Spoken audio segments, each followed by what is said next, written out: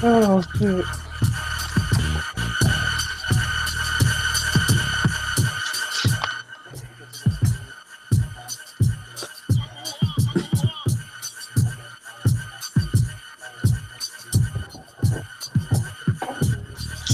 Hey, you only got you got like 3/4 of your face on the screen, wide body. Yeah. Oh, half face ass. Oh, face off. Right.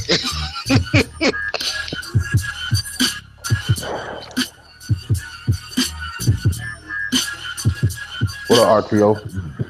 What up, dude? Yeah, wide body trying to show his setup and shit back there. Yo, did he hit the Fat Album joint? Hey, what's going on? Another version of Talk That Stuff. That's right, Talk That Stuff. Number 80. Night of the Grammys. Night of the Beat Conductors Beat Battle. That's right. It is the 80th installment of Talk That Stuff. Woo-hoo! All right, I did it. Yeah. Well, I didn't do it. Everyone else here did it. Let's meet the goddamn panel. Let's meet the panel. Yeah. From Fayetteville, North Carolina, now in Jersey, the man with no sound, the man with no ears. Ladies and gentlemen, let's give it up for Mr. RU himself, Big Stacks.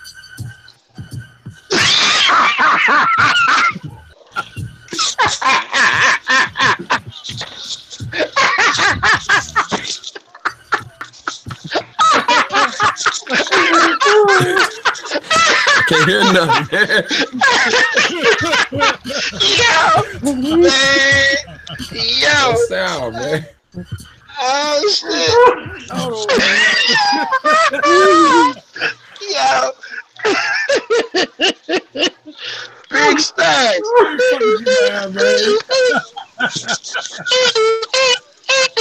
Yo, insert face here. Woo! Yo. I gotta start this motherfucker back. Man, don't start that. We gotta keep that footage, yo. That shit right there, yo. That motherfucker Stacks looked like he was waiting for the bus and shit. Stacks ain't saying a motherfucking thing. The man with no ears, yo. Cursed out, man. I'm unable to talk. Oh, Mongoloid man, Big Stacks. That motherfucker ain't say that. Back, Big Stacks. Yeah. From the DMV, this made me stop the broadcast. Man, ladies and gentlemen, the multi-talented, yes, I said it, the multi-talented, bass-friendly. Ladies and gentlemen, let's give it up for Black Man. Hey, what up, y'all? Up next, from Memphis, Tennessee. Go check out that dope acapella on IG. Man. Crazy. Shit. Ladies and gentlemen, the man of many NPCs, the man of many talents. Let's give it up for Gigahertz, a.k.a. Taylor. Yeah. Good evening, ladies and gentlemen. Up next, from Alabama, now in St. Louis, ladies and gentlemen, let's give it up for the multi-talented, your friend and ours. Let's get up for Dixie Freeland. Throw the towel. Throw the damn towel. Up next, from the West Coast, O-Town. Yes, I said it, in Cali. Home of Too Short, home of the Players Ball. Let's give it up for also bass friendly, king of the bass lines when Cat Brown is not in the room, or maybe so. Doesn't know about the meat trucks you will learn tonight. Ladies and gentlemen, let's give it up for RTO Beats. Hi. Hey, man, Widebody sound like he had some motherfucking sifted granola, man. You need to drink some water, bro. New Jersey, now in Florida. I am DJ Widebody, and this is Talk That Stuff. number 80. That's right, number 80. Welcome everybody. Welcome everybody. Let's get it. So y'all ain't never seen Rocky 4? Man. Hell yeah, the Dolph Lundgren joint. Man, Yeah. that shit was. Hell yeah. That shit was crazy, man. What's going on, everybody? How's everybody doing, man? Waiting for some more people to come on the panel, but until then, I just want to talk to everybody. Big Stack, where you at? I don't even see him anymore. Screenshot. Yeah, he dropped out. He dropped out. Damn, Stacks, man. I really want to talk to Stacks Like tonight. So everybody doing the Grammys are going on right now. Anybody watching the Grammys? I ain't watched the Grammy in probably 20 years. Are y'all serious? I ain't watched it either. They were saying that yeah, people got the Jay-Z jokes going, talking about he looked like he trying to end prohibition and all that shit. Wow. He had the Dobb hat on and shit. But shit, Jay wear the fuck he want. Right. Right. I hope he win too. That's all I care about. You know, the Grammys in my house used to be like a family thing. Sit in front of the TV like when I was little. All I care about is the album of the year and artist of the year. And just get on with the festivities. If somebody finds it out, man, can let me know. I'd really appreciate it. Give me a Milwaukee Best, goddammit. Oh, Milwaukee Best. That's probably whatever half the panel. I'll take a maybe the other side of the panel. Absolute pills, Nick. Give me a pill. PBR. Tonight, we're going to talk about we'll talk about the whole Netflix ban with Monique. We'll talk about that. I was going to talk about that anyway, but Dixie, we're going to touch that as well as the metoo movement, and also talk. You know, so we find out more about the Grammys. I would like to get. It's always us talking about banning some shit. Huh?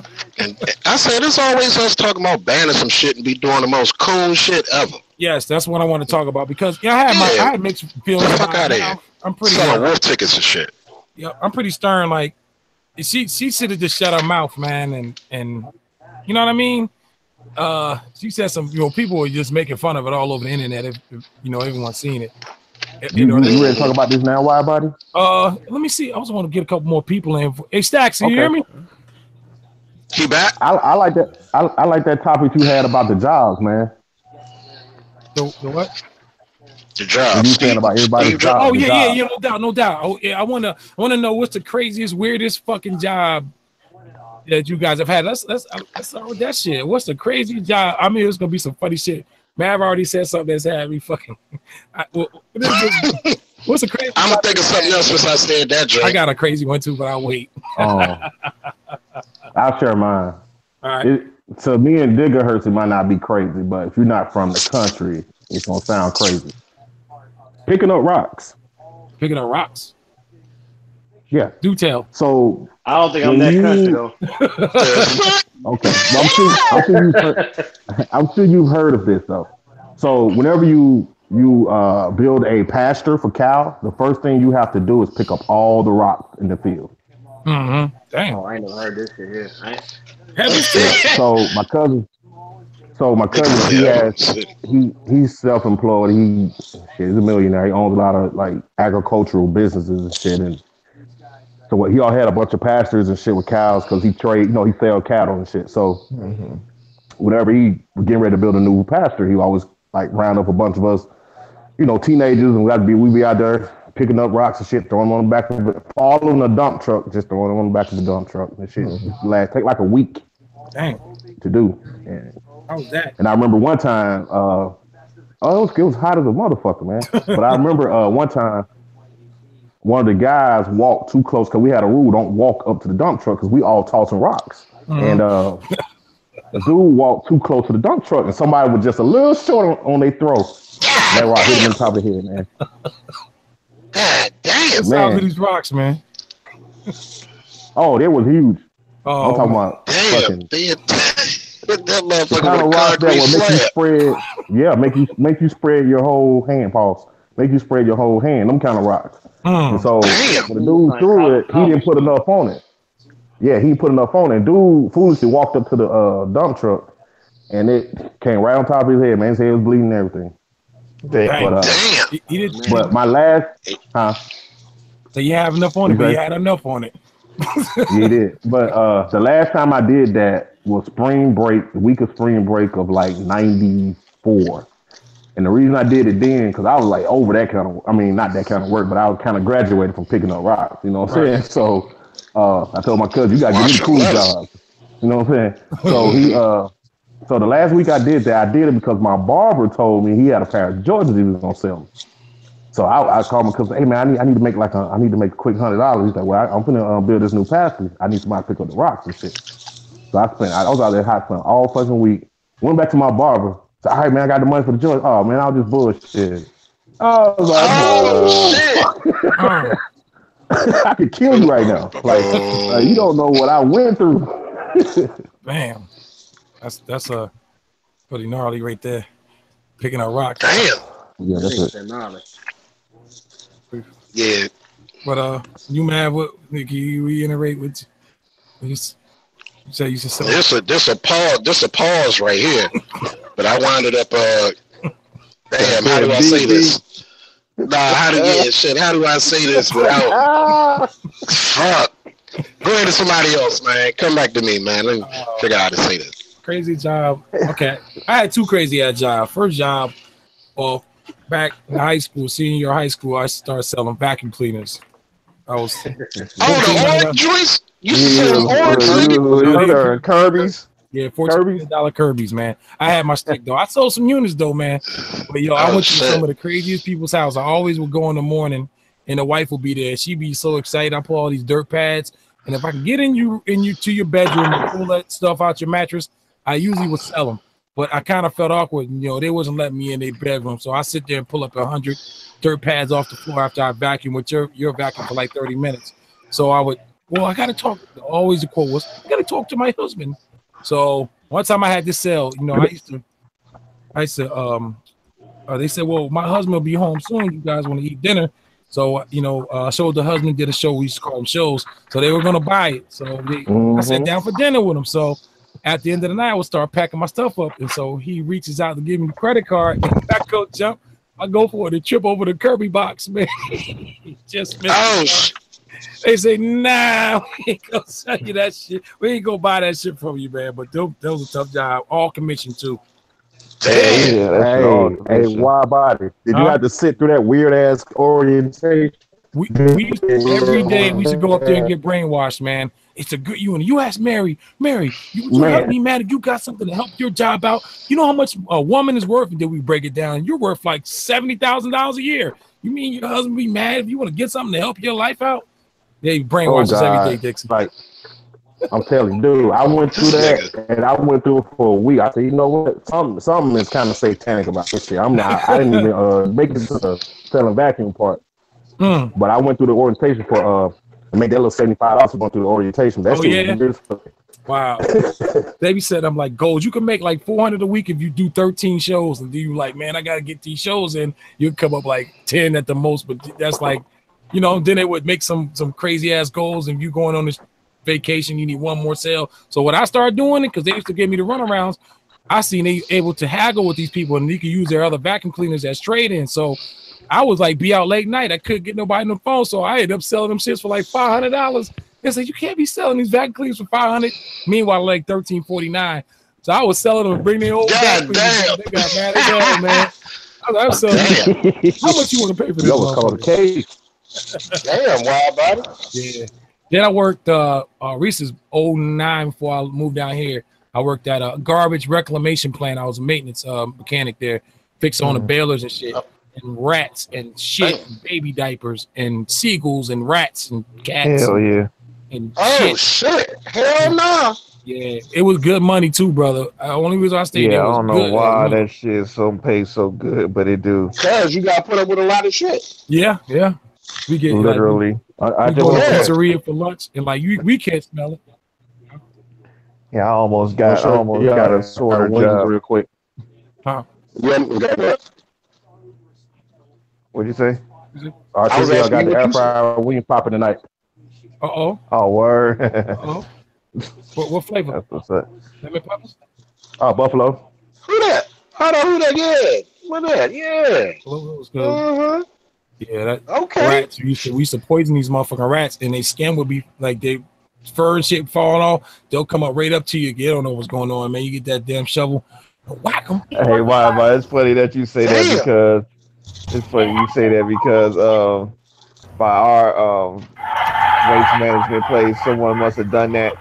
They must have tried to poison some rats, but they ended up poisoning a bunch of seagulls instead. Right. And our shit is right next to the freeway. You had a bunch of fucking seagulls flying and crashing into cars and shit on the freeway. There's probably about Oh like shit. 100 seagulls all on the damn road and shit. Damn, dog. They rats with wings, man. They didn't like the rats are down there in the trash depots. Shit, what's crazy y'all you ever had, Artio? Yeah, Skyrock. It's not. I didn't have crazy ass jobs. It was just jobs that was just fucked up. Like I say, the most fucked up jobs that I had was other than the fish place having to smell like fish, but that job wasn't that bad. It just had to smell like fish. Mm-hmm. Fucking work a swing shift at Ross. Damn. And if you ever been to Ross, You mean the you know clothes store? yeah. Yeah. Mm-hmm. You know how fucking Ross is always fucked up, right? Shit tossed everywhere. Shit all over. We had to be the Right. motherfuckers that fix all that shit before you go home. You had to find the matching shoes and shit. Oh, fuck that. One shoe be way over here. Yeah, them. One shoe be like in the fucking dishes and like fucking floors and nights and shit. Other shoe be way the fuck over here by the pillows and draperies and shit. Fucking Whereas jackets kids. by the wallets. Yeah, man, fuck that job. And I did that shit. I worked McDonald's morning shift early in the morning, and then I went as soon as I finished McDonald's, did that shit.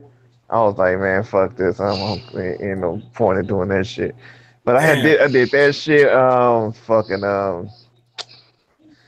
did fucking stupid ass. Goddamn, had signing petitions and all that shit. Oh shit. Do tell. Oh, it was just you had the little petition joint walking around, had trying to people giving the speech on which petition you trying to have them sign. Oh shit. A lot of motherfuckers don't know shit about it, so they give you the piece of paper you put on the back of the little clipboard or whatever, so you can read it to them. Mm-hmm. I just did that shit for weed money, to be honest. That was all that was. Damn. Fucking, did that shit. Did that shit. Selling newspapers. Saying it was pretty much that and the petition thing was damn near the same thing. We just trying to sign up for the Oakland Tribune. Fucking, I had this one dumbass job. I was shouldn't even been working because I was like 16. I don't even think I was eligible to work. It was for what do you call the damn things? You can't work at 16? But no, but wait though. It was for Shit, I've been working what since I are was those 14. places when you go in to get work? I forget the name of Temp it. agency. Tip service. Temp agency. Yeah, temp it service. was for a temp agency. And I don't think you was able to work for a temp agency unless you was over 18 or something like that. Oh, But they okay. got me in. My dad knew the lady and got me in or whatever. I think I was 17. That's right, because it was right before I went to LA. And I had to work at this place called Media Copy, and it was a VHS duplication center. Damn. Oh shit, you was Be Kind Rewind, nigga? Huh? No, Yeah, man. what? Be Kind Rewind, you remember that joint with most Yeah, days? yeah. But nah, it would be like for whatever movie when they about to put the movie out for VHS, Oh, just okay. going and duplicating all the shit. So I would have to. It was this big ass plant. I had to go just put all these damn VHSs in the machine. My station was probably like 250 or some shit, so I had to put all these damn VHSs in there. Had the machine do its thing, copy it, take them out, put it on the rack, bring it over here to the center, and they started doing the putting So the logos basically, on it and whatnot. you was a bootlegger. Not really.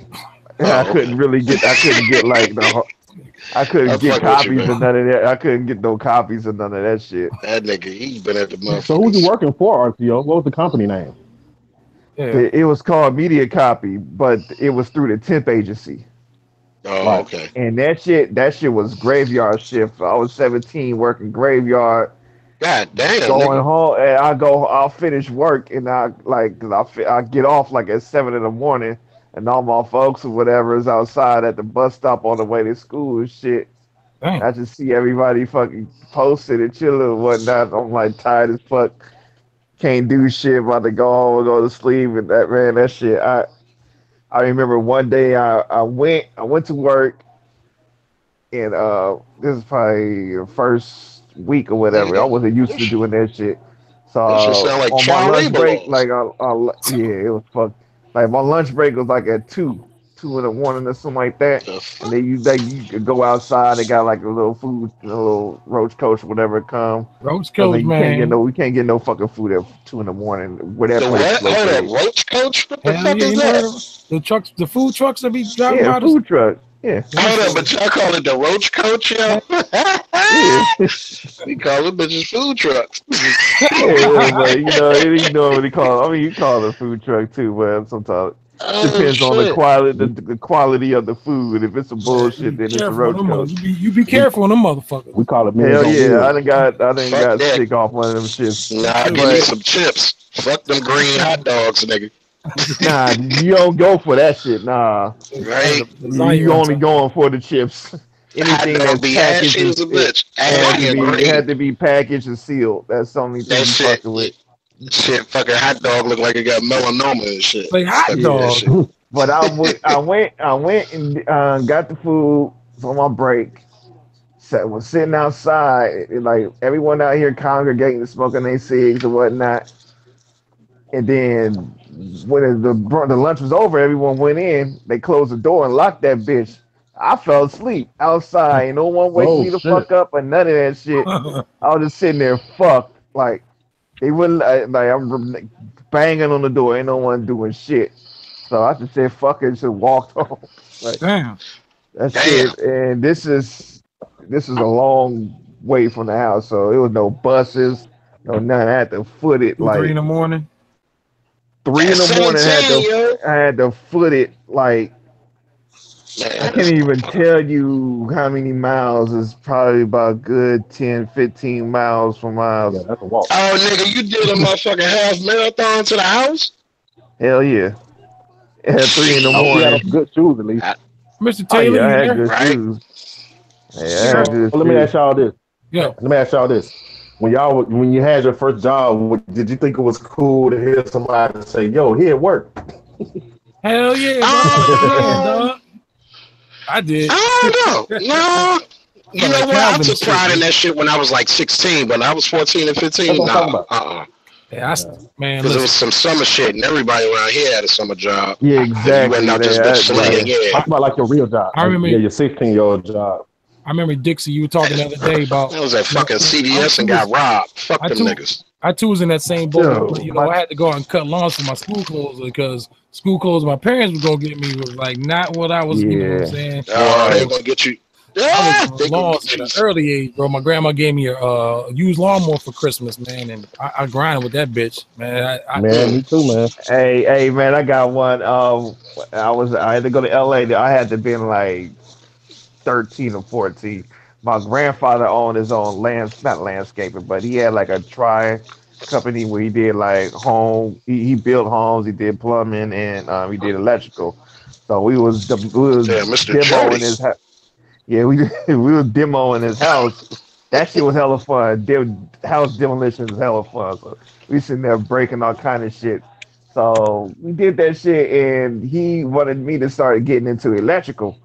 So this was in I don't know if y'all hella familiar with LA, but this is like right by where the Fox Hills Mall area is called Fox Hills. Mm-hmm. Basically it was hot as fuck. It is during the summer. It was about at least 100, and this house was being completely redone. So I had to, I'm doing electrical, so I had to go up in the motherfucker in the roof and shit. There's no insulation, none of that shit. This particular house had a wasp infection. Oh shit! Infestation joint? Nah. Yes, like I'd have quit that day, my nigga. hey, this motherfucker. When I went up in that damn roof, there was about at least a good 50 wasp nests up there. Somewhere, somewhere good. I mean, some had them in there and some weren't. But you could tell that this house was fucked up. Like it had a wasp problem for real. So, so I'm up in that bitch sweating my ass off because once I got in that roof to run that wires, it was about to damn near another 100 degrees. It was like 200 up there easy. So I went up there, ran this shit. Yeah. So ran that shit, brought it back down to my uncle's friend, and he went outside to the power box to go to check something with the power box. I don't know what he was doing. And they tore his ass up. There was a fucking live hornet's nest, a wasp nest up in that bitch. He over that motherfucker, they gave his ass the business. Like that nigga, he opened that shit, and I could just hear like, oh. That nigga got stung in the face probably about like 5 times. Damn. I was like, man, this shit's crazy. Like, and I did all that damn work for a damn puff coat. Damn. Like, I ain't get no money from that shit. It was just a damn puff coat. That's it. Yeah. I was hella mad. Well, buddy, you reminded me like when I was cutting grass years. I also worked at the car wash too. But when I would cut grass in the mornings and shit, and my uncle, I would cut with him. He was a retired veteran or whatever. He fought in the Korean War, and he was half of his body was paralyzed. Dang. Yeah. He got shot. He got shot in the head in the Korean War. Oh shit! And but he was still so self-reliant. Like he was, no, let me do it myself type of dude, right? We used to be in the truck, man. He only drive with one arm, and we used to be like all off in the side of the road. And I hope he wasn't driving a stick. It was crazy. No, he drove with the you know those little things you can hook to your steering wheel. It's like you just grab onto it. Yeah, he's driving one of those things. Yeah, he's driving one of those. And I'm sitting over there like, like, dude, I got my driver's license, right? Like I can drive. Shit. Hell yeah. Like shit, we gonna even make it to the cemetery to cut the grass. Shit. Yeah, they gonna be putting us in there. About to say, yeah. 2 new entrants, goddammit. Damn. But yeah, I was fortunate because, like I said, I had a cousin who brakes went. And this part ain't in the fortunate part, but his brakes went out on his car. He had a shit. And he sued GM and got like a $250,000 settlement. Shit. And he took that and he just kept flipping houses in our hometown. To the point where and one time I know he had over $1 million one time, but and so he was like, and I gotta give it to him. He didn't blow his money like most Negroes would. Like he went and bought like trailer parks. He started like these trailer parks, and he had a subdivision with houses and shit. And he had a whole bunch of open. He running through that shit. He had a bunch of, like I said, he had a bunch of raw land with cattle on it, and he owned a cemetery. So he always needed workers. So anytime you needed money, you just hit him up. Or what he used to do a lot too, he used to go bail the drug dealers out of jail, and then let them come work off their debt. Okay, hey, shit. Shit, that's a hustle right there. Yeah. So my early years of hustling came from that. Okay. But he was a slickster though. You had to watch him because he'll go buy everybody lunch and then come time to pay you. Like, don't forget I bought you lunch. Take the lunch out. That's per diem shit. Right. So I got slick on it. By the time I got about 12, I got slick on it because I started working with them early, man. When I was probably like 6, 7 years old, I was doing some shit for them back then. And by the time I got to be about 12, I'm like, nah, I got my own lunch. Right. Now all my goddamn money. Hell yeah. I remember back home, it used to snow. It was always little, snow shoveling shit. That was another hustle, bro. That shit was a little different than mowing grass, brother. You had to really put some elbow grease on that snow shoveling shit. Hell yeah, I'm pretty sure you did. God damn, bro. Shut up, RTO. Hey. Y'all can have that shit. I worked at a nursing home. I mow some grass all day over that shit. I worked at a nursing home for like 2 days one time, man. I see so 2 much days? shit. Yeah, I couldn't do it, bro. It was shit and people. Ooh, They treated people like shit in the nursing home, bro. Hey, bro. Hey, wide body. Hey, I. Well, not no more. I'm not certified no more, but I was a CNA. Oh, for real? Yeah, and Man, took my hat off to you, brother. And I had to do my the clinicals.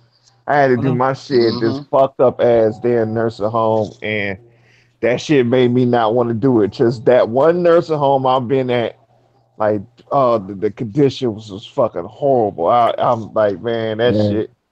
I couldn't do it after that. I'm like, I take my hat off to anybody who have to work a job like that, because not only do you got to deal with that, you got to deal with the people cussing you out every 2 minutes. Yeah, hell yeah. For real, man. Like, yo, them people were like, I was feeling depressed in there. Like, them old people just sitting there all fucked up. Like, man, you ain't got exactly. Like, one lady I seen, she had bed sores everywhere and shit, and like the damn place wasn't doing shit. I was like, and this is where y'all have us do clinicals at, right? Like, yeah, y'all gonna give us the worst of the worst, just to get us, to make sure you know how it really goes. Really, exactly. And I'm like, man, I was like, nah, I'm good. This shit. My mom used to be she was a pharmacy technician. Went to school and shit back. She was back in like the early 80s and shit. So she like wanted to get into like nurse. I think it was like LPN or something like that. LVN. My mom was like, nah. She said they wanted her to wipe some dude ass or something, or he was shitting on himself.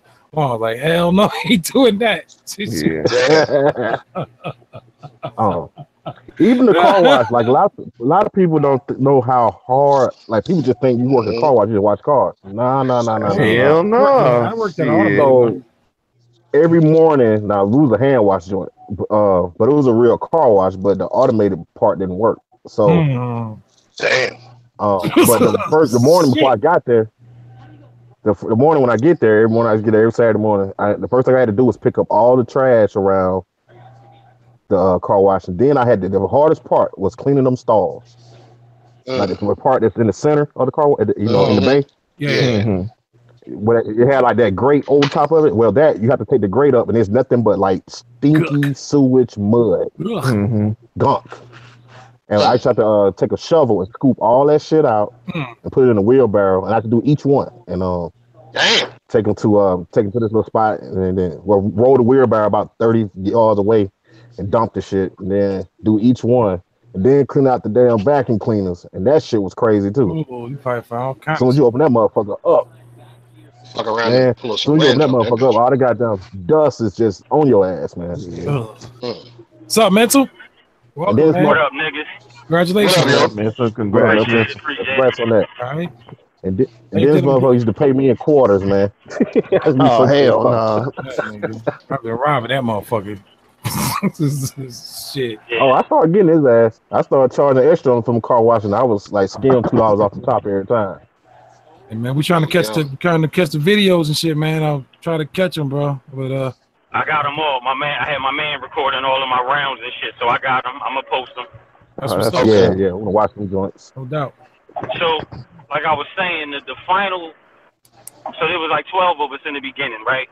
So I think it was basically the first round. We all had the same sample, so that shit wasn't an elimination round. It was just, we gave them a fucked up sample. Here's what these niggas came with, and all of us came with some shit. Like, that whack-ass sample y'all heard, everybody had heat with it, which was dope.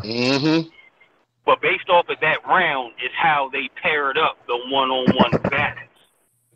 So, right, hell yeah, man. So, from there, it was one-on-one, but after the second round, which was the first battle round, they eliminated 2 people, which took it down to, I think now, 10. 10, or like, it might have been 12. It might have been 14 of us. So it either took it to 10 to 12. So now, the third round, which was the second battle round, was basically like the final round because it was only 6 people, but 3 individual matches. The only Okay. downfall is there was only going to be one winner instead of dwindling it down to just two people going one on one. You know what I'm saying? So me and another dude actually tied second, and what a couple people were saying, and I don't really care if it was or was not. Me coming to second was dope, but he was basically one of the beat conductor dudes. So I was like, man, whatever. His beat was dope, and that was First Spawn. First Spawn is dope. He's like, he the main reason why I came. So me and him actually battled. You know what I'm saying? Okay. And we both came with the heat, but then we both wound up tying for second. And then the nigga Vintage Beats was sold. He actually won first place. He came with a ill gospel show. Okay. Yeah. That's what's up.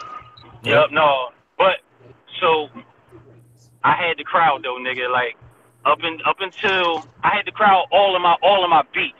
Vintage had the crowd with that last beat.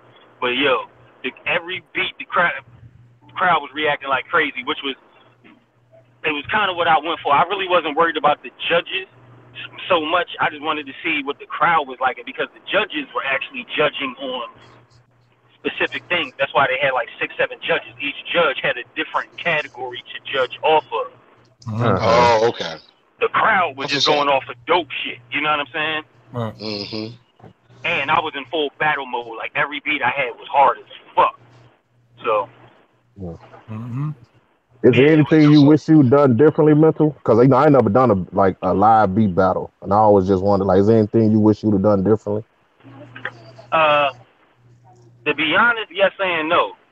No, because I came in second for my first like official battle. I done mad showcases, but yes, because the other two. So here's the thing: we had to hand in 6 beats in total. So I still had 2 more beats. Like if there was 2 more rounds, I probably would have won. I still had 2, and based off of the beat that won, I had some shit. Like you know what I'm saying? And as soon as he played it, I was like, yo, I should have told dude to play my beat number 5, because my number 5 was a crazy sample, like 3-4 patterns, 3 different drum flips. Like you know what I'm saying? It was just heavy, and that's what basically won. But my final beat was the Pokemon flip I did, and that shit had the crowd going bananas. Like, oh my god, this nigga flipped Pokemon, and he played the ill ass bass line. So I was happy based off of that. You know what I'm saying? So yeah, that's what's up. What's up, man? Yeah, you know, a couple of niggas like, oh, you probably should have won. You should have did this and that. Like, yeah, maybe, but I'm happy. You know what I'm saying? Like, I'm real happy. And the nigga Vintage got fucking beat. Like, I already knew he had beats because, you know what I'm saying, I fucked with him on IG. But that nigga got beat. That nigga definitely got beat. So he won a Vintage reel-to-reel tape deck. He won a dual cassette. Yeah, a dual cassette tape deck. And then, like, a Kai, like, keyboard, you know what I mean, like an MPD type of joint. Okay. Wow. What's up? Damn. Real to real. I haven't opened my shit yet. You actually won something? Yeah. I think I got like more than one prize. I think one of them is like some crazy ill vaporizer type joint. Okay. Because I know, you know what I mean, couple of the sponsors was some tree companies. Okay. Damn.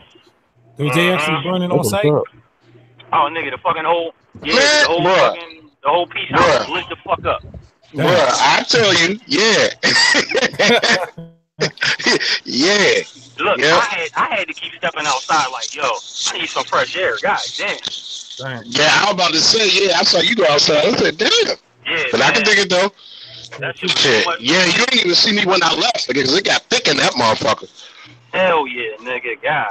But that shit was dope. So, like, that whole fucking vibe was dope as shit. Fuck with the energy, wasn't nobody on no dumb shit, none of that. Nope, yeah. Nigga, everybody was chill. It was mad packed. The artwork was crazy. Like, I got mad pictures, yo. I got mad. Yo. Hey, how did that Doom joint come out that dude was doing? Nick, that shit was sick. Yeah, because I saw when he was like maybe. Okay. I might hit him up to buy it. I got an ill picture of it. I'll send it to you.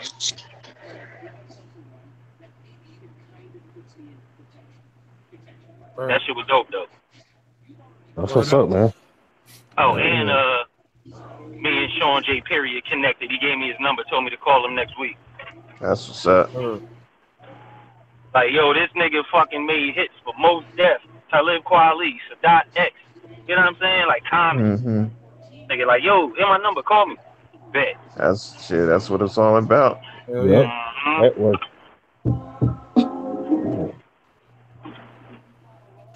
Tony Smith know one of my homeboys and shit that I went to college with, and you know what I'm saying, been best friend, one of my best friends and shit. So, and my man lived back in Philly too, so he was like, yo, let's take a trip to Philly. Like, all right, bet. Tony, he married to J Dilla Mom. He run the J Dilla Foundation. So, I mean, he real good. Yeah. He real good friends with my brother Dre that rode with me everywhere. So he was like, yo, y'all got backstage shit to the next Dilla whatever. You know what I'm saying? Like, bet. Man, that's what's up. This whole fucking night was stupid, man. Like, this shit was crazy, man. This shit was dope. Not to remember. All hard work, man. Hell yeah. Shit. Hard work, Yeah, no that's play. good. Hell yeah, I should have played a different beat for the last one though, but Don't kick yourself, man. You can kick the ass, brother. Shit. hell yeah. Let's hear them then. Let's go. Shit, look, matter of fact, I should have sent them to you so you could play them because they're on my phone, and I'm on my phone. What number? I got them.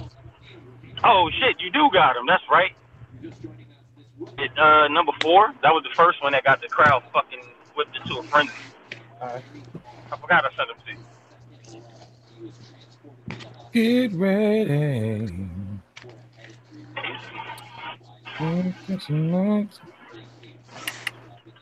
Here's number 4. Remember the oh no.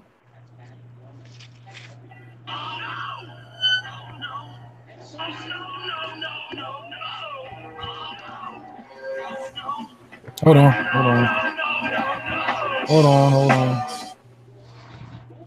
Give me one second. Shit. I forgot I had to fucking God damn.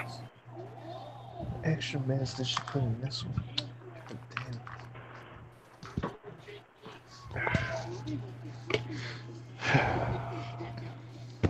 What's going on? Give me a minute, man. Shit, it's not working. Damn it. I heard something. That was from the speaker. Oh. Yeah, you did have that little phasing thing going on. Presets. Digital. Fuck is the damn X Games still on? Tony was hot as this shit in there though, man. God damn. This shit, I bet. Hell yeah. The setup was dope though. Like, the beat conductors always put on the dope ass shit, but Olo, my man Olo, his system is crazy, man. He was playing everything through Tractor also. Yup, that shit was nice. That shit sounded great. So you use Tractor? Yeah, that's what he used to play everything. Hey yo, next time keep your hoodie on, then throw your hood on, man. When you banging out, don't take your hoodie. Don't take the hoodie off. Yeah, right. The hoodie has power, magical powers. True that. Yup. Oh shit. Definitely true that. I got you. Give me Nah, that shit was fun though, man. The whole vibe was dope. That's what's up. Oh yeah, man. Sound like fun. My brother ADST was getting drunk. His name was drunk? Yeah. ADST. Oh yeah. He was hurt when I got there. Hell yeah, nigga. before we all left, I was like, yo, you cool? He like, yeah, man, we about to walk and get some chicken. I bet. Oh, okay. Yeah, him and my man.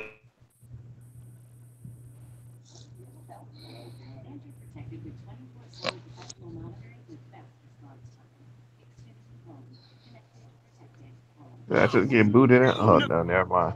So I'm like, thought I got booted off the call again. All 4 of those artists that was in there paint, man, they all came with some dope ass artwork. Yeah, that's what's up. Yeah, hell, by the time they was done, this shit was nice.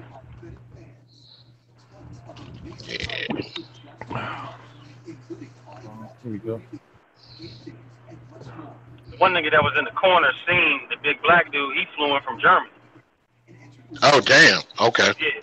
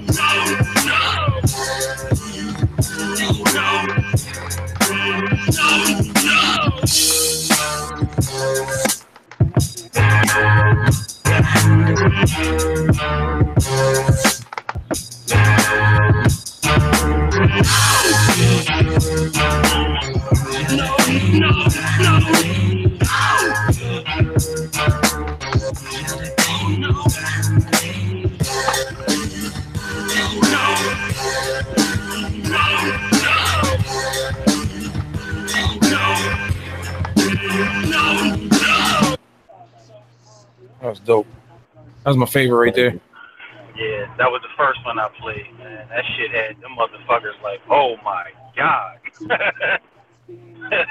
Mental been holding out. Where did that come from? Man, look, that shit, man, I had it for a minute. I just went back and kind of retouched it up for like battle mode, you know what I mean? Added a third pattern and tried to make some like hard stabs and shit, you know what I mean? Some shit that no matter what, I was really going for more. Like I was going from like a MC battle point, like come hard as fuck. Yeah. And, you know, niggas started coming like the second round, everybody came with melodies. So, WIDEBODY, I think the second joint I played was number 1, the Go Go Gadget. So I was like, yo, everybody coming with melodies, let's get back to that hard shit. We came to battle, right? The crowd was like, hell yeah. Talking shit, huh? Yeah, I was talking shit all night, man. It was crazy. Niggas was loving it. And motherfuckers in battle, they shit. Motherfuckers are soft and go home. Yup, exactly, man. Like, fuck it. Y'all my niggas, but we came to battle, yo. Fuck yeah. Shit. What's the craziest job? What's the craziest job you ever had before, Mental? Craziest job? Weirdest, funniest, you know, some shit that you just talking about that. Shit, man. Probably this fucking book binding factory I worked at, man. We was actually binding textbooks, like college textbooks, bro. Oh shit.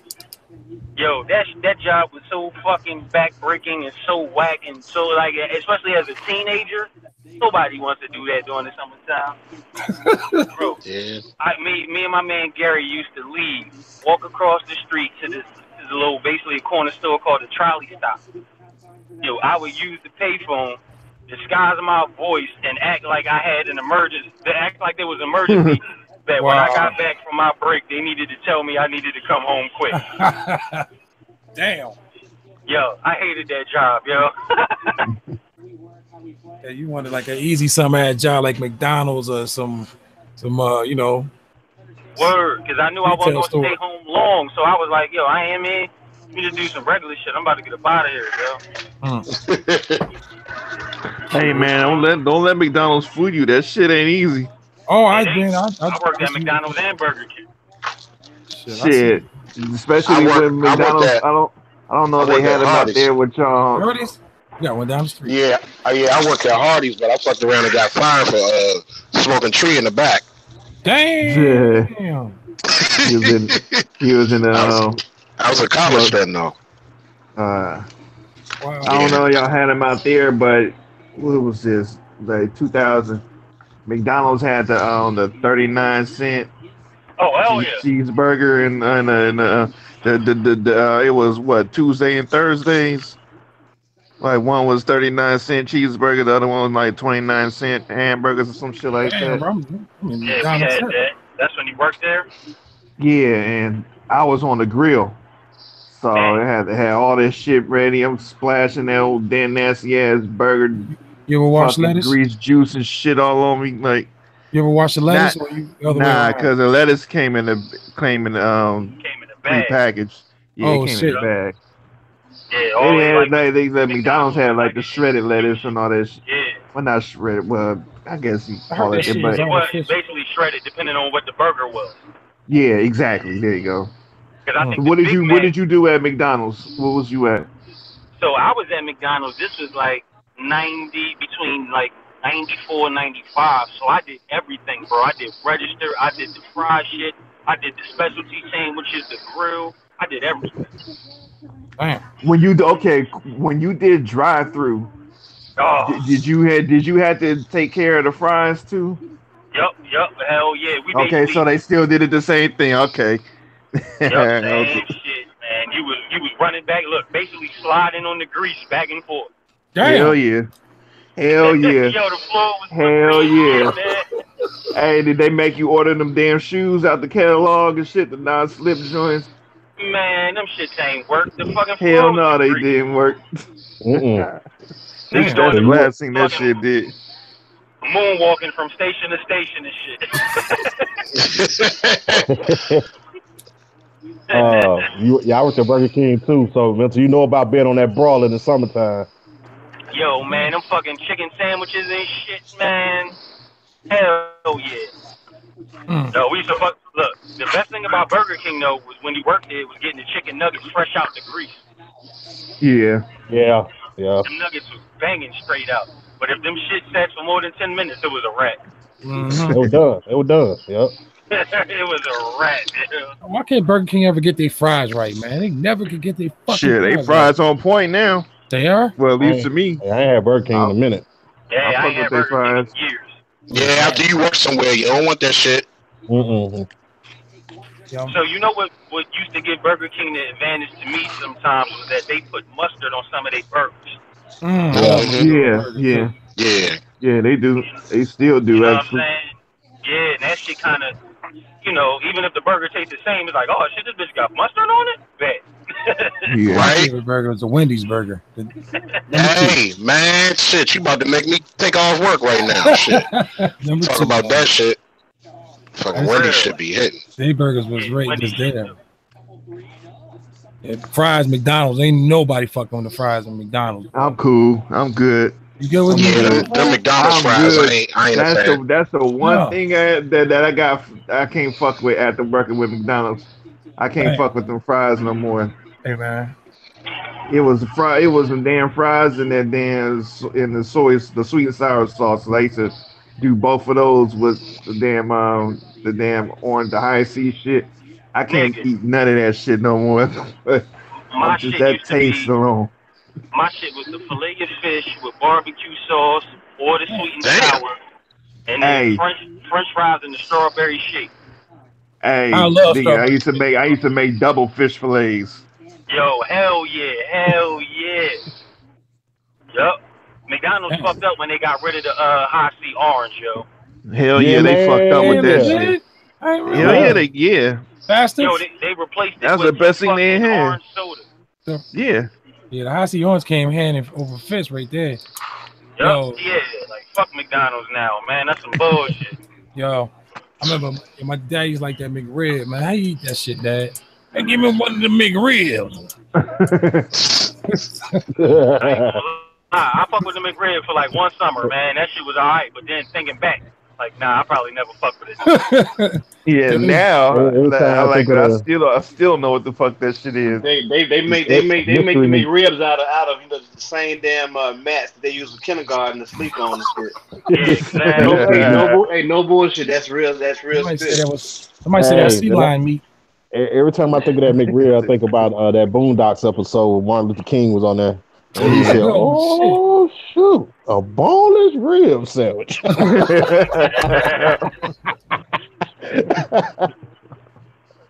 no, that ain't shit. Go Gadget real quick. Here's just Go Gadget number 1 off the mental beat So this is my playlist. second beat.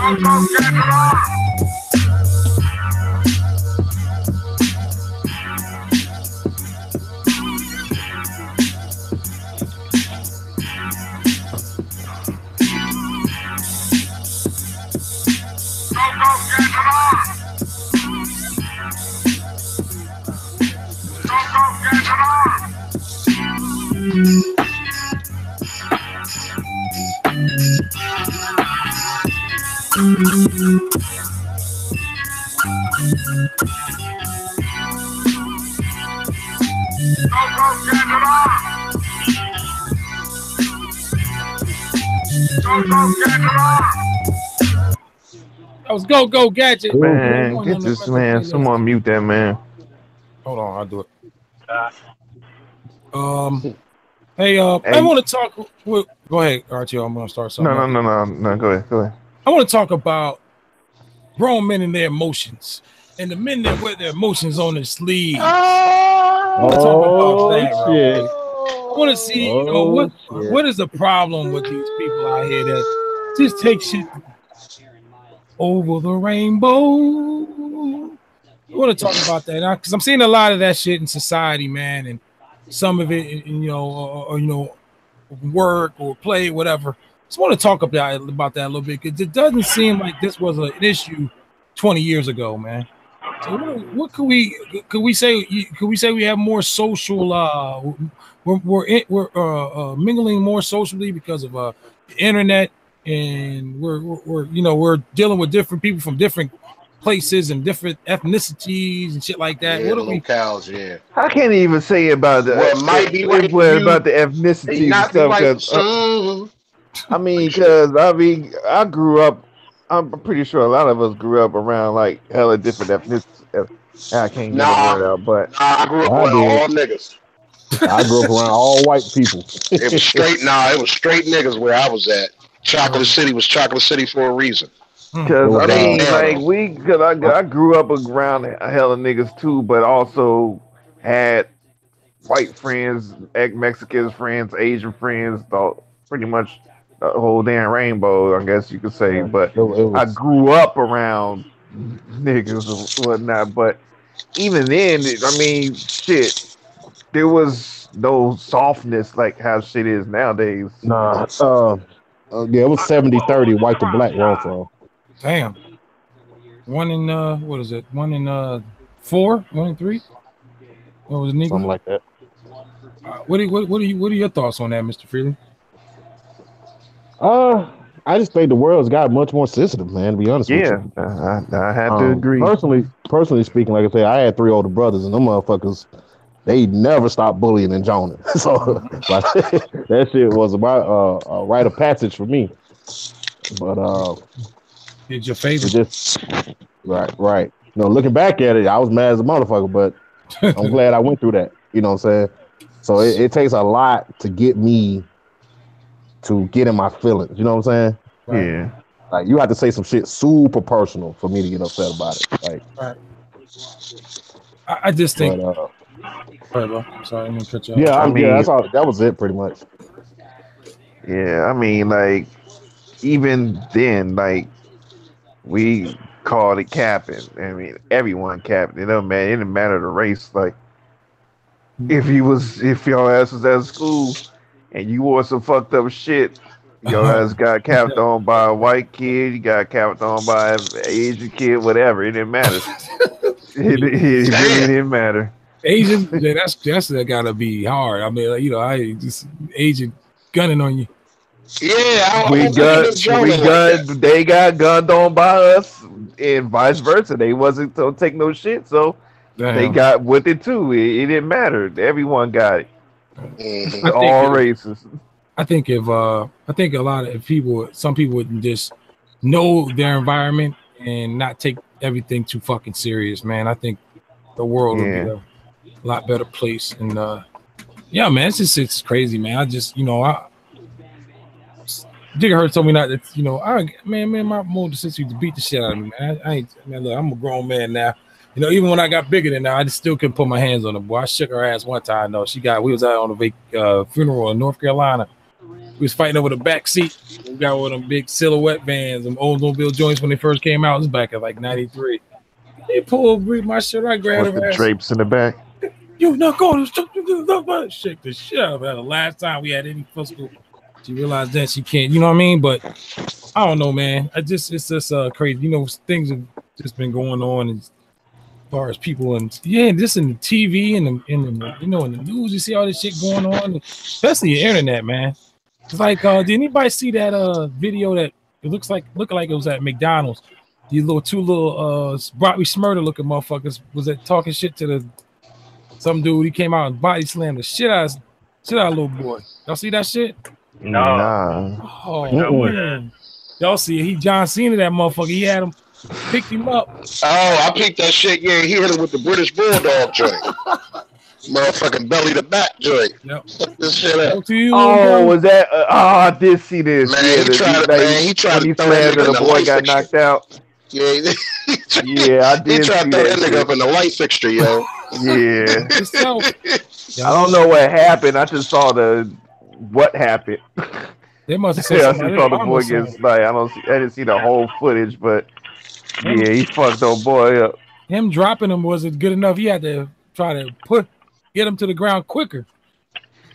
Just like the shit with Face on Love with the baggage claimer boy when he he dragged the fuck out of boy. He was tossing that nigga. Like you gotta have said something to make this shit happen. Face on Love is a big dude too. He was fucking boy up. Face on Love and waiting to get a You want to talk about someone silverbacking somebody? Damn. Dude, he was tossing. He tossed that motherfucker like a silverback gorilla picking up a little white girl or something. Gotta see this. Yeah, like it looked like dude didn't weigh anything. Like he weighed 0 pounds. Hey, Mental. Super Bowl. Tell me who's gonna win and how are they gonna win, man? And what do they have to do to win? The Eagles, and we're gonna have to play for 4.5 quarters. That's it. Like, we can't let up. We cannot let up. We gotta every time Tom Brady look up, somebody gotta be in his face letting him know we right at his doorstep. Mm-hmm. That's all. You know what I'm saying? Like, our defense got it. Our offense got it. Like, we don't need Nick Foles to fucking be Carson Wentz. We just need Nick Foles to get the ball to niggas. Yep. Give it up. That's it. Our team gonna do the rest. Like, I think, especially because we got a lot riding on this. Like, just the fact that everybody likes this shit on the Eagles and the fans and shit. Bruh. Like, trust me, we coming into this bitch with a chip on our shoulder. Like, man. So I became lightweight Eagles fan for my aunt because she basically got me into watching football. And I was out there in 2000. Well, not in Philly, but just with her when I stayed in LA. I was watching it when the Eagles made it to the NFC Championships like 3 years in a row and couldn't get past and whatnot. McNabb. So that shit made me like. And then they finally got to the Super Bowl and they didn't win. I was like, fuck. Now I'm like, this time I'm like, gotta fucking do it this time. Like, shit, man. That dude was a cancer. I'm rooting like a motherfucker, man. Like, I think we got this. Yeah, I think take a page out of our book when we played him back in 07. We disrupted Brady. Brady's the timing dude, man. You fuck his timing up, you gotta force him to try to make something happen with his feet, which he motherfucker run like he got cement Jordans on. So I think y'all got the line to do it. I think y'all have the line to really disrupt them, man, and really throw fits at them, man, and then Carson Wentz has got to be not Carson Wentz. Foles can't. He's got to be like we treat Eli Manning. We can't win the game on Foles' arm. He manages the game. Don't let him fucking start throwing these fucking ground and pound, play action pass. Be conservative, man. I think y'all got a chance, man. So damn right. Stop that speed cheesesteak backfield. And shove a cheesesteak up Tom about the Brady's Eagles, head. man. Y'all Eagles, man. I went to the vet one time back in the day. Y'all some rowdy motherfuckers. The old vet, brother. I had a courtroom in the basement. Yeah, hell yeah. Man, you show up there with some New York apparel on if you want to. Yo, this shit's real. You know what I'm talking about. Motherfuckers. Shit. You have a goddamn go there with a white Mets home jersey and leave with an away jersey, all the blood and shit on that motherfucker. Like, motherfucker, that shit seriously. Don't you dare come down to Philly like that, man. Any New York shit. I'll tell you, Eagles win. Eagles win. I'm fucking some pretzels up. I root for y'all. Fucking hot pretzel with some mustard on it. Hell yeah. So what do y'all guys think about the new? I know they did this last year with the team picking the teams. How you guys liking that format? We'll see how it plays out. Yeah, because to me, if it's going to make the All-Star game better to watch, and it's going to make it more competitive.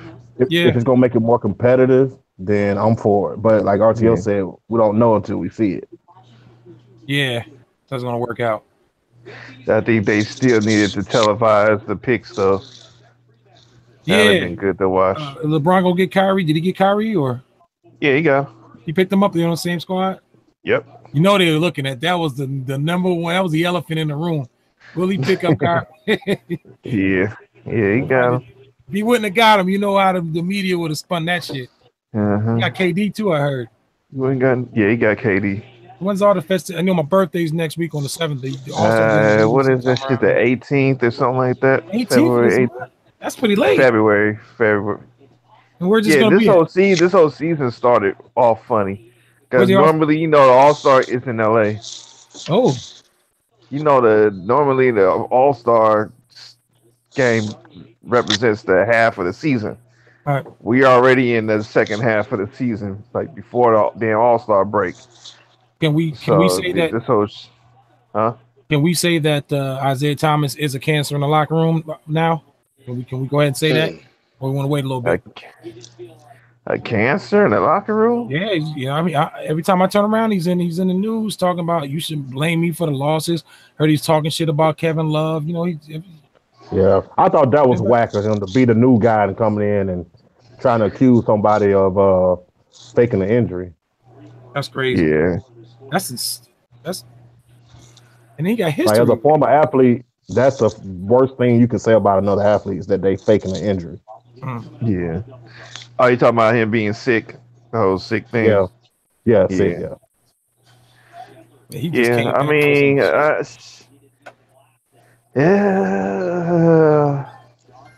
where Davenport at? Yeah, RTO, you should love this. That's why I'm trying not to say nothing. I'm smiling at it. I'm like, hey, it's not. I'm not hella happy about it. Like, I still want to. I want it to be competitive, but I mean, shit, I want to play Cleveland in the finals. Man, but ain't nobody how shit looking right now, like, I don't know if that's gonna happen. Yeah. It might be us in Boston. Like, Boston, if they can't get their shit together, it might be us in Boston. It might be y'all in Toronto. Oh yeah, either them two. Yeah. And it ain't gonna matter if the Warriors gonna win again. If everybody healthy. What's up? Everybody healthy, everybody play right. Shouldn't do the stupid ass turnovers and Cena love doing. But this shit. I'm watching the fucking G League shit. Fuck that! I'm watching the D League shit right now. I can't stand that they changed the name of the G League. They did. Yeah. Oh, it's the Gatorade League now. Really? Yeah. So the NBA sold it. No, it's still through the NBA. They just changed the name to the Gatorade League. Oh, I got you. It's They not picked up a called. sponsor basically. Yeah. Yeah, it's stupid because the D League was the developmental league. Right. This is what the fuck it is. Why the fuck you gonna change it to some damn Gatorade league? Like that shit sounds stupid as hell. But yeah, I'm watching that shit because ain't nothing else on TV. What you watching? The G League. G League. They got a G League? D League? The D League is the G League is the D League. Oh. They just changed the name. All right. Yeah. Okay. Well, this is all we're gonna have tonight. Let's get into this Monique Netflix boycott thing. Just real quick, my opinion. At first, I thought it was, when I heard from her, kind of seemed like damn, but it's I don't know, man. Like I don't know. I'll just shut up and listen to y'all on that. I know you got some discerning comments or whatever. So. I'll kick it off. I'm not boycotting for two reasons. First reason is I couldn't find any evidence. Me and Hertz already kind of talked about this. I couldn't find any evidence of Monique ever taking a stand for the community. Not saying that she don't do things for the community, but when it comes to these racial issues, I couldn't find anything with her like standing up for us, like some other stars and entertainers have. And that's fine if she don't. But the flip side of that is don't ask me to boycott some shit if you are not gonna do it yourself. The second thing is it's not crystal clear to me that Netflix was applying racial bias. Mm-hmm. But in listening to her interviews and reading the statements on Netflix, I am a bit skeptical of them now. I am going to be watching because they basically told her that her resume didn't matter, but then turned around and told her, ran down Amy Schumer's resume to justify them paying her the money they paid her. So to me, that's hypocrisy. So basically, and then they didn't want to negotiate with Monique after she called them on that, after she said, well, you just told me my resume didn't matter, but now you run down this chick's resume. So which one is it? So, and like I said before, I grew up in a predominantly white town. I dealt with this kind of shit all the time with these double standards and shit. So, the last thing I'll say about it is, I'm not going to fault her. I'm not going to attack her for taking the stand, but I'm not boycotting either. You know what I'm saying? Right. And what I suggest for people is, do the research, do the math before you, jump out there and just dismiss what she's saying, because you may find what she's saying is reasonable. It don't mean you got to boycott, but at least that will stop you from attacking her. You know what I'm saying? That's all. That's what I mean by that. Mm-hmm. Well said. And yeah, I kind of looked at that. What the, all of a sudden she need us now. But I think, wasn't she kind of blackballed in the first place? Well, no, I can speak to that too. See, what happened with that is Oprah Winfrey, Lee Daniels, and Tyler Perry. Okay. When she did Precious, she basically did her friend Lee Daniels a favor, right? She did the movie for only $50,000, right? No problem with that. So she was helping her friend. She didn't care about the money. She was helping her friend. That was her friend. So her contract, she was obligated to do the most domestic promotion for the film. She did that, no problem. But when the film blew up, the studio came back, which is Lionsgate, came back and said, well, we need you to go overseas now. And they basically wanted her to go over there and do it for free. And she said no. So by her saying no, Lee Daniels, Tyler Perry started putting it out there that she was difficult to work with because she said no. So she gave them, I don't know exactly how much time, but she gave them plenty of time to retract that statement. Because when you label somebody difficult to work with, that's pretty much going to give everybody else cold feet for working with you, especially in Hollywood. Right. So they never buzzed. And Tyler Perry actually, her and Tyler are good now. They actually squashed their beef because he came back and said, you know what? You're right. Like, we couldn't expect you to go do that for free. None of us is working for free. You know what I'm saying? So, but he would never go public with it, But Lee Daniels, even Oprah Winfrey said she was right, but neither one of them would go public and say it. Right. You know what I'm saying? So, She gave them plenty of time to kind of fix the situation. For whatever reason, they decided not to, so she went on stage and put their ass on blast. You know, and so we could say she wrong for that, but at the same time, I know if it's me and somebody putting some false allegations on me, I'm gonna give you time to fix that. But if we friends like that, but if you don't fix it, shit, I gotta do something. I'm not gonna just sit there and just stay, on the outs. Just clap back somehow. Yeah. So for them not to publicly retract it is Tyler Perry, and they were all friends. That's the part that's really sucked about it. They were all good friends. You know what I'm saying? Wow. So why even do that? Tyler Perry? I'm sorry. But last thing I'm gonna say about it is, like, I'm not boycotting Netflix. If you choose to, that's your business. But I'm not going to attack Monique either for taking a stand, because Jamie Foxx took this same stand over Miami Vice. Denzel Washington, Angela Bassett, and a few other prominent black actors in the mid-'90s took this same stand when they basically went public and saying that the pay disparity in Hollywood is atrocious when you can pay these white actors who working with the same studios and same directors and in the same kind of films getting $20 million. We only getting $1 or $2 million. Like, come on. So. Yeah, I'm not gonna do the boycott either. I see what your point is with that though. With but they had, I don't know if their argument was legitimate. Sorry, what have you done for me lately? If you look at that, I don't believe she's the most decorated comedian in the game right now. Actually went to see Monique a couple of times. House of Blues back in AC.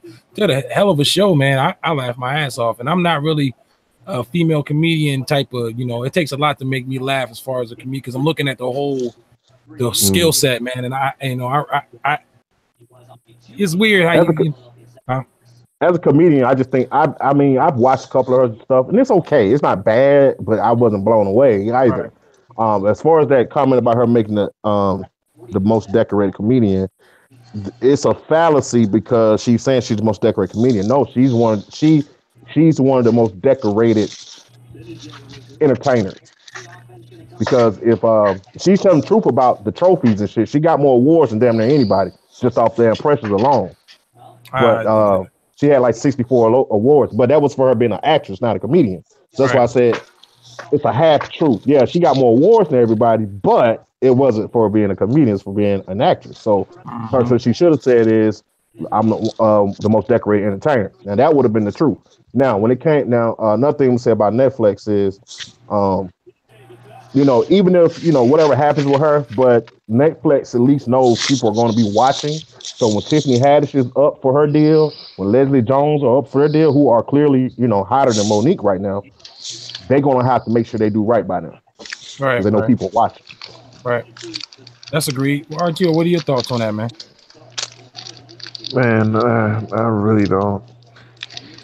I'm not really boycotting it, but I mean, to be honest, I haven't really been paying too much attention to this whole thing. All I know is from what Dixie has been saying, and from what he's been saying, I totally agree with. All right, well said. Goddamn elegant. No, man, I just $500,000 is $500,000, but $11 million is $13 million. 15? Oh, is right. 13 million. God. And they offered Wonder Sykes $250,000. Oh, now, I don't know. Oh man, I don't know about Wanda. Now, Wanda, cool man, but Wanda ain't worth no $11 million. I'm sorry. I mean, right now, I don't think neither one of them has the drawing power for that kind of money. However, like I said, but they're not gonna be able to say that about Tiffany Haddish. Right. True. They wouldn't have did that shit with Chappelle. Hell nah. But what the lesson I want us to take from this is just do your research. I saw a lot of people saying this and that, but take time to listen to both parties before you say anything. And that's what I did. I went and watched her. I listened to her side. I read statements that Netflix made, and what Netflix should have did, they should have just told her, look, yes, you have an impressive resume, but right now you're not as popular as you were 5 to 7 years ago. You know, and that would have been fine. That's the truth. She's not. You know, I agree. But to tell her resume don't matter, and then turn around and start running down Amy Schumer's resume, I could see where she got a little bit offended by that. Like, wait a minute now. This bitch ain't do nothing after that and did. Maybe she should have went on the Chitlin circuit and seen that she could make that do that. That's what Dave Chappelle did. That's what Dave Chappelle did. Dave Chappelle went back on the road for like a year. Yep. And then he got back and started doing the live stuff again. You know, so he had to reprove that he could sell out arenas and shit. You know, so he did it right. And the last thing I'm gonna say, just to us as a community, is the reason, in my opinion, I don't mean that don't make it right because it's my opinion, but the reason why we want to pay attention to this kind of stuff is because when these companies that take money from us, if they are treating people of color like that, you know, behind the scenes, really that's how they feel about all of us. So that's fine. You can feel that way. You just won't get $9 a month from me. You know. Right. True. You know, I'm not gonna pay you to apply racial bias or to see me in an inferior light. You know. True. It's yeah, because we are the we our money's good too. I mean, shit, right. Money is green. You know what I'm saying? Right. You're stupid you're a fucking idiot if you wouldn't. You know what I'm saying? Like, green is green, dog. That's green. I don't discriminate. You know, shit. I don't think I ever would have it like that to turn down somebody's green. You know what I'm saying? I mean, I don't have hate in my blood for any race or, you know, shit. You know. And I posted a story.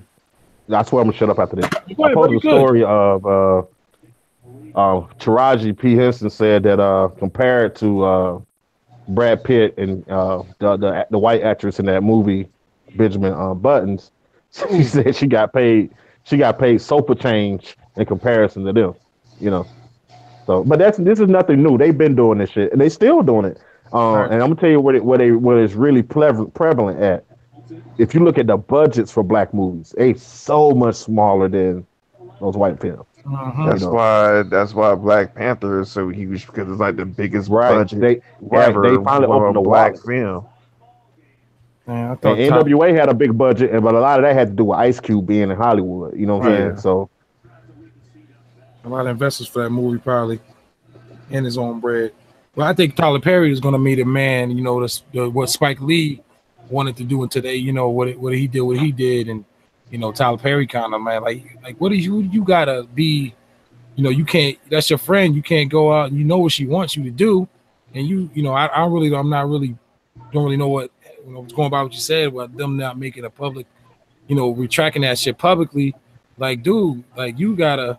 Tyler, I've heard some shit about Tyler Perry to begin with, so I'll leave it at that. I know he got there's a man down in Atlanta named is Walter Hampton, gay guy. I watch a lot of his videos. He just you know, we speaking that stuff, man. So he had made some comments against Perry, saying that, you know, Perry's out, you know, was out the closet, but you know, he's out the closet, but he's not. And I think Perry got him. He got assaulted real bad, man. Had a news thing on. He was on the news and all that shit. Really? Yeah, he was like saying, you know, he knew Perry back, and Perry's come down to Atlanta, and you know, there's a big, you know, gay scene in Atlanta. It's like it's community. And he was saying, you know, he had friends that, you know, he was telling stories, and Perry, you know, Perry not out, you know, he said he got somebody attacked him, almost lost his eye and shit. Damn. So Madea out there kicking ass. Yeah, Madea getting contracts out of motherfuckers. But you know, that would ruin. I don't know if it would ruin them now, but I'm pretty sure back then when that shit went down, man's got a lot of image, man. But you know, Tyler Perry, I really don't really care for Tyler Perry as much as I used to. I used to dig what he was trying to do, man. You know, all you hear is good stories about him. Yeah, I respect his hustle, but I never been with the Madea shit though. Like, I like 2 of his films. That's it. Which ones? Daddy's Little Girls and the first Why Did I Get Married? That was cool.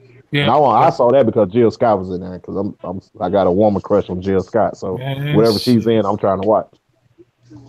I got a man crush on some reason. Lightning. Marsha Ambrosius, dog. Yeah, I know. Word up. So you heard about these lawyers getting arrested in the yeah, Suge Knight lawyers, man. You know what I'm saying? Yeah, tried to tamper. Yeah, they was tampering with witnesses and shit, and disclosing information they weren't supposed to. I thought when I first heard it, I was thinking about what you were saying about the lawyer, but you know, I was like, "Was this it?" Like, no, they had no, not that lawyer. That was David Kenner, but they the guys that I listened to haven't been able to get the document yet. Right. But yeah. I don't know. You know, I ain't gonna lie to you. You know, we talked about this in the past. I've always, you know, deep down, I always thought it was Orlando Anderson, but now I don't. I can't say that anymore. I don't. Honestly, I don't. You know, I follow this shit closely, like for years. It's either Orlando or it was the lawyer. Did you believe anything, Keith? Did you believe Keefy D's immunity shit? Did you believe any of that shit with Puff and the money and him? I think parts of it was true, but I don't think Puff did that, man. I just don't like Puff. Puff them were employing the Southside Crips for protection, but in terms of him like giving a green light on somebody, I just don't see Puff doing that. Right. Knowing what's gonna come back to him. True. About to lose, but he felt, you know, way I looked at it was like, you know, Suge Knight was never gonna leave Puffy alone, and Puffy, he needed to be out there in LA. He felt he needed to be out there to, you know, to you know, do what he got to do. This guy's always in his way, you know, trying to, you know, fuck his day up. And maybe he, you know, indirectly said, if he ended up missing, I wouldn't care about that. Or, you know, came up. Actually, he did. He said something like that, according to Gene Deal. But still, that's still a big difference in saying, "Yo, pull the trigger." You know what I'm saying? What you think about Gene Deal? You think any of his shit hoopla he's talking? I think he's telling the truth. I can hear it in his voice.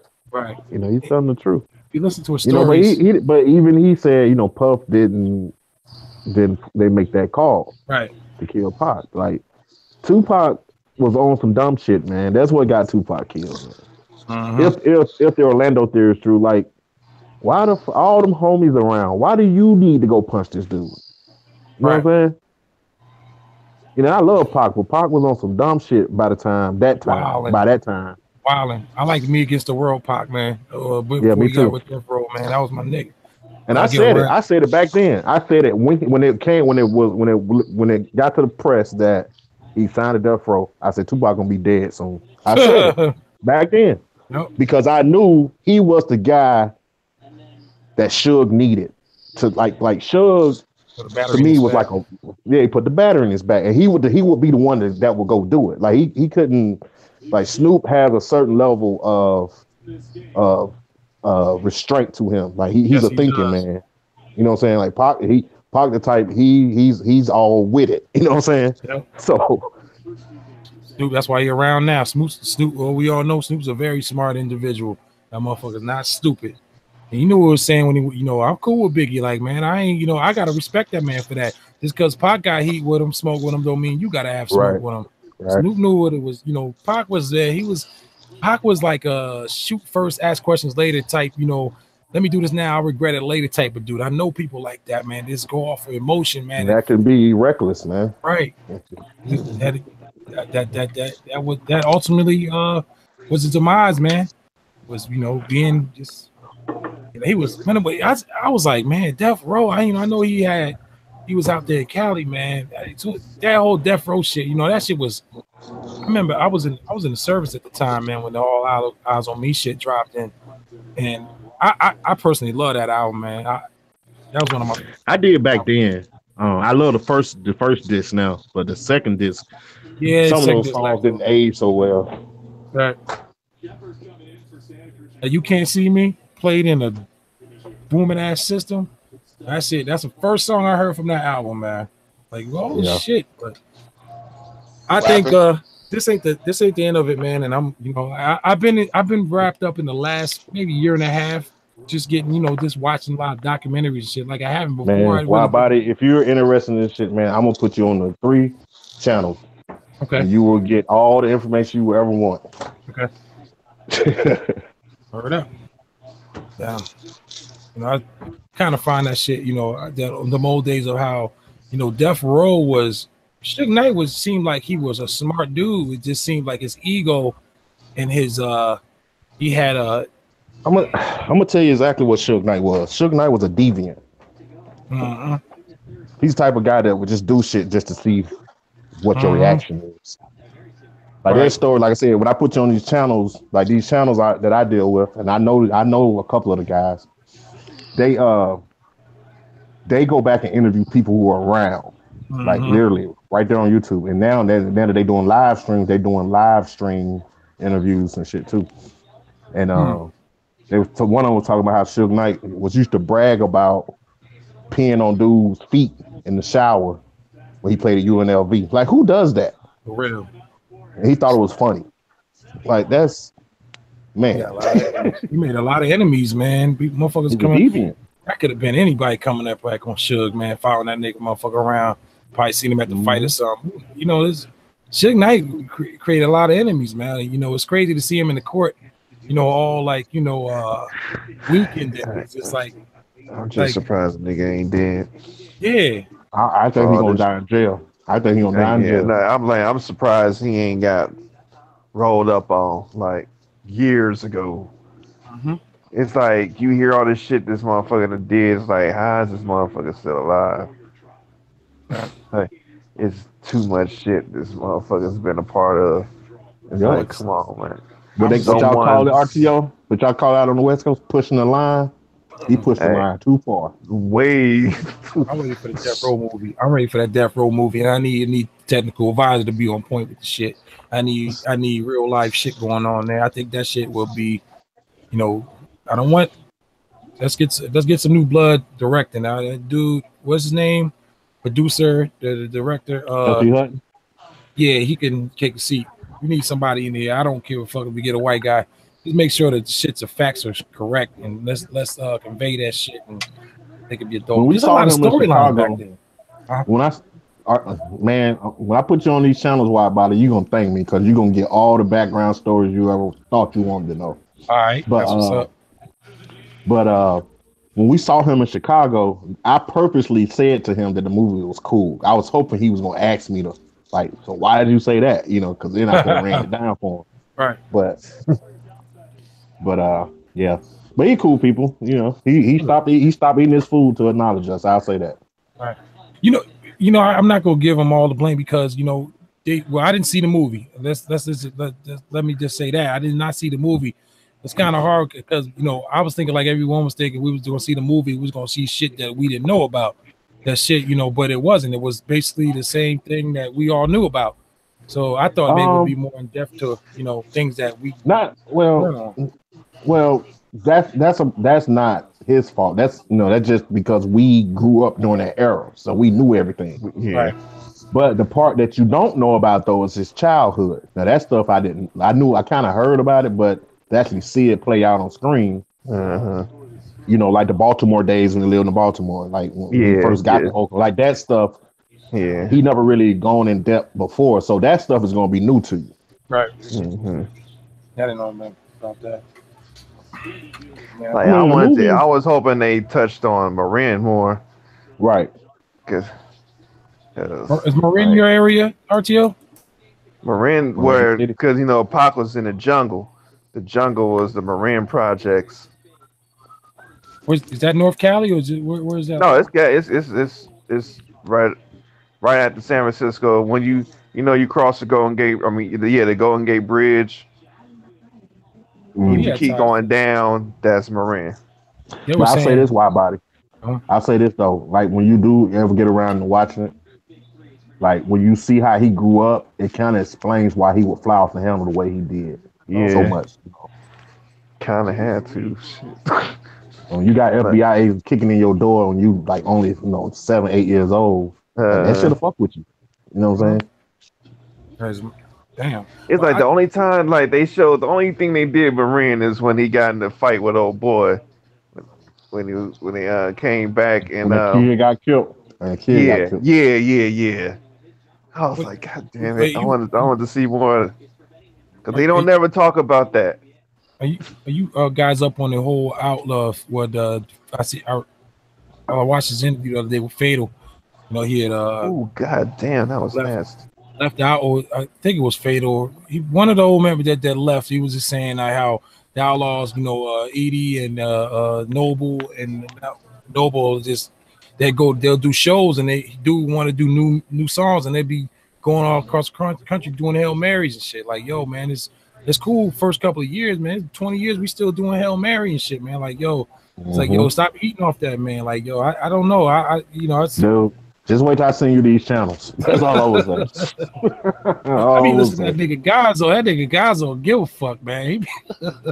Gonzo be, You should listen to Keisha Cole's brother's interview, Nutso's interview. Oh, yeah? About the Outlaws. Yeah, you know, Pac made him an outlaw before he died. Oh, that's right. And Noble and Edie, you know, they be fucking over him, Paul. You know, so I'm gonna see you these channels though, man. You gonna learn a lot. You gonna be like, this shit gonna be so good. You gonna be at work listening to it for probably the rest of this year because that's how much shit it is. I love a good storyline, brother. Shit, man, listen, I didn't be looking for shit like that, man. Wasn't Noble like a member only 2 months before Pac got killed? Yep. He was a barber at first. He was just cutting everybody hair at first. Pac looked out for Then dudes. Pac actually kicked him out of the group. Oh yeah. Because Fatal brought him in, and so apparently he was like, I hate to say it like this, but basically he was getting an attitude with Tupac. So when he told Fatal, I had to kick your man out of the group, I ain't with those attitudes or whatever, and then Fatal pretty much smoothed shit over and let him come back. What was the connection with Tupac and Greg Nice? When Pac was on the road with Digital, when he was just a dancer for them, that's when he met a lot of the East Coast acts like Greg Nice and Smooth, Queen Latifah and all them, and Naughty by Nature. That's how he got cool with all them cats. Okay. But Greg Nice, Nice and Smooth, used to like let Pac hang out with them. Like he was a nobody at this time. So like you know when they make certain stops in certain cities, like they would let Pac hang out with them, like in their, you know, their limos and all that. So when Pac became Pac and Greg Nice and them kind of like fell off, Pac was trying to help them get back on their feet, pretty much. Okay. And he was gonna get them signed to Death Row because they're saying, you know, Death Row don't make positive music, so he was, you know, what I'm saying, well, this could be our positive music because they make fun music, you know what I'm saying? And they got songs together. If you look it up on YouTube, they got it's like 4 or 5 songs on YouTube you can find. You know, I think back in the day there, you know, all these, you know, these cats that toured together, man. I bet you this story is for days, man. Man, these cats touring back in the day. Man, wait till I send you these links, man. That's all I'm saying. Now these links been around since like 2008, so I've been listening to. It was 3 channels. It was Bomb First, J Mix, and Tupac Coronation. And what they used to do is they used to interview people who were around, right? So they started around 2008. So I've been listening to them since then. To bring it up to speed, around about 2013, J Mix was the only one that was continuously uploading interviews and shit. Everybody, like the other 2, just kind of fell off. Well, once the movie came out, the other 2, well, the one channel, Tupac Foreign channel, still don't upload no more. But Bomb First started back uploading, and now it's a war between J Mix and Bomb First. Like right now, they got beef and shit. Like, so Reggie Wright and the Bomb First dude are cool, and then J Mix is cool with one of the guys who used to do the documentaries, and they be having wars and shit on YouTube. It should be funny, man. Like I was on the other night, and they was trying to see who's gonna have the most viewers, because Reggie Wright brought the Realist and one of the homies that used to be around named K-Dub. He brought them on. And then J Mix them showed the scene before Tupac and Digital Underground documentary, and J Mix them actually won the battle. See who could have the most viewers on the live stream. Like it don't got crazy now. Then this new guy that's come in named this channel is called 313 Live. His name is Terrell, black dude, and he don't now he's like the new guy on the block, and he and J Mix kind of had some words. Like it's getting crazy now, man. But I'm gonna send you the 3 channels, and I'll send you 313 joints too. But go back as far as you can. It's so much stuff, man. Like it's gonna take you probably 2 years to get through it all. Hey, we was talking about well, I guess I mentioned it about how the whole Drink Champ shit. Yuck Mouth is filming Word? Yuck gonna be yeah, because I follow Instagram and he's talking about he's gonna be on Drake Champs. Yo, that shit's gonna be hilarious. That should be interesting. Yeah, hell yeah. Should be. Dude making Lil Yuck look like a sucker though, man. He gotta come clear some shit up. Nah, you talking about Gonzo? Making Yuck Him look and like his boy and other dude, I forget his name. Bandana or something. Bandy, what his name is? One of Gonzo people's, man, saying how saying you can't go here. You know, he had that shit talking, man. I just don't hear a lot of Yuck mouth. When I do hear Yuck mouth, I don't know. I just need some shit cleared up, man. So that'd be great. You know, Nori. Hopefully, I Nori. think all that shit's kind of childish, but I think you won't hear Yuck mouth because what's the name on some bullshit. So for me, it ain't even no need to even address old boy because like we been saying, this nigga out here talking shit sitting on his mama toilet. like why about if you want to know like how it was when they recorded certain songs, like they got interviews for that kind of shit and everything. Bang. Yeah. So, all right, guys, that's gonna be the show. We're gonna go wrap it up. It was a slow one tonight for the 80th one. Okay, we'll try it. We'll go back, come back next week and do it all over again.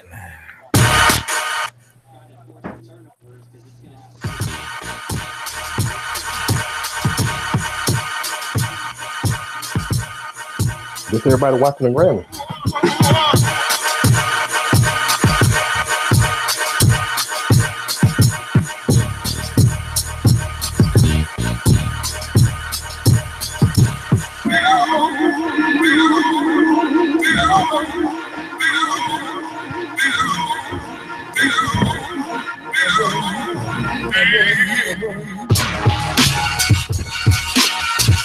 That's gonna do it for Talk That Stuff number 80. Like to thank the panel: Black Mav, Gigahertz, Dixie Freely, RTO Beats, Mr. Wallace, Mental to God, everybody in the chat. Sorry, no action today in the chat. Please join us next week for Talk That Stuff number 81. We're going live again on Facebook, hopefully. Please join us then. Until then, I'd like to say peace on 3. 1, 2, 3. Hey! Apple song.